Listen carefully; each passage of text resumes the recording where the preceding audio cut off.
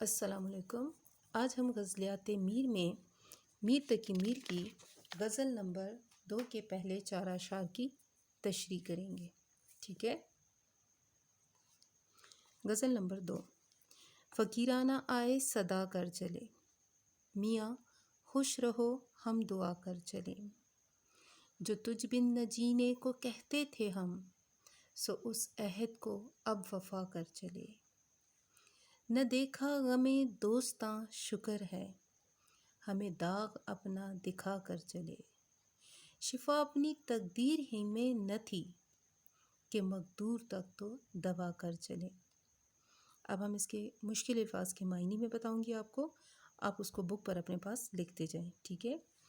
فقیرانہ آئے، فقیروں کی طرح آئے، صدا کر چلے، آواز دے کر گئے، میاں خوش رہو ہم دعا کر چلے، جو تجھ تمہارے بن بغیر جینے زندہ رہنے کو کہتے تھے ہم، سو اس عہد اس وعدے کو اب وفا نبھا کر چلے۔ نہ دیکھا غم دوستاں، دوستوں کا غم شکر ہے، ہمیں داغ ہمیں دکھ درد غم اپنا دکھا کر چلے، شفا صحت یابی اپنی تقدیر اپنی قسمت ہی میں نہ تھی، کہ مقدور کہ طاقت اور حیثیت تک تو دوا کر چلے۔ اب ہم باری باری ایک ایک اشعار کی تشریح کریں گے۔ جیسے کہ پہلا شعر ہے ہمارے پاس، فقیرانہ آئے صدا کر چلے، میاں خوش رہو ہم دعا کر چلے۔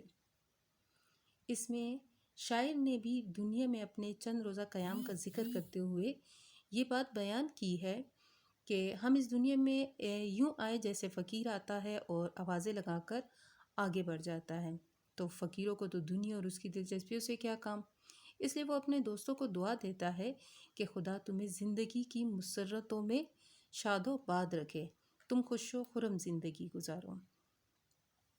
اب دوسرا شعر ہے، جو تجھ بن نہ جینے کو کہتے تھے ہم، سو اس عہد کو اب وفا کر چلے۔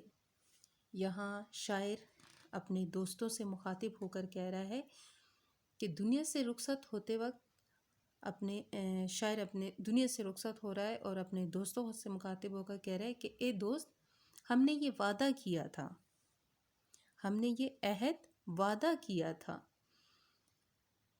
کہ تمہارے بغیر زندہ رہنا پسند نہیں کریں گے، اور اگر تمہارے بغیر زندہ رہنا پڑا تو ایسی زندگی سے موت کو ترجیح دیں گے، کیونکہ جب تم نے ہم سے نگاہیں ہی پھیر لی ہیں تو ہمیں زندہ رہنے کا کیا حق ہے، ہمارا زندہ رہنا اس دنیا میں کوئی فائدہ نہیں دے رہا۔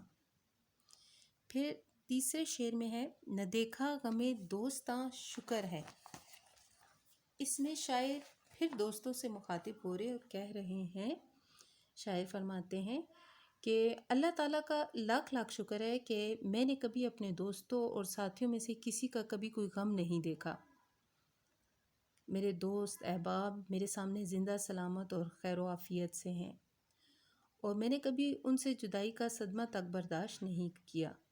ہاں، ہمیں داغ اپنا دکھا کر چلے، اس سے مطلب البتہ ہم نے اپنی جدائی کا غم دوستوں کو دیا ہے، ہم ان سے جدا ہوئے ہیں اور ان کی موجودگی میں اس دنیا سے رخصت ہو رہے ہیں۔ چوتھے شعر میں ہے، شفا اپنی تقدیر ہی میں نہ تھی، شاعر گلہ کرتے ہوئے کہہ رہے ہیں، اس بات کا ذکر کر رہے ہیں کہ بیماری سے شفا پانا ہماری قسمت میں ہی نہ تھا، ورنہ ہم نے دنیا میں ایسا کون سا علاج نہ تھا جو اپنے لیے نہ کیا ہو۔ جہاں تک علاج معالجے کی اور دوا دارو کی بات تھی، ہم نے اپنی حیثیت کے مقدور، ہم نے اپنی حیثیت کے مطابق، اپنی حیثیت اپنی اوقات کے مطابق اس میں کوئی اپنے علاج میں کسی قسم کی کوئی کمی نہیں چھوڑی، اپنا ہر طرح سے خیال رکھا۔ لیکن شاعر یہ کہنا چاہ رہا ہے کہ جب انسان کو کسی سے عشق ہو جاتا ہے، کسی سے پیار ہو جاتا ہے، تو عشق کی بیماری ایسی ہے کہ جس میں انسان کو ہر قسم کا دکھ برداشت کرنا پڑتا ہے، محبوب کی بے رخی کو برداشت کرنا پڑتا ہے، اس کی تلخ باتوں کو برداشت کرنا پڑتا ہے، لہٰذا اس سلسلے میں سارے علاج بیکار ہوتے ہیں۔ کوئی خود ہی شفا نہ پانا چاہے تو وہ کیسے ٹھیک ہوگا؟ ٹھیک ہے، امید ہے آپ کو تشریح کی سمجھ آ گئی ہوگی۔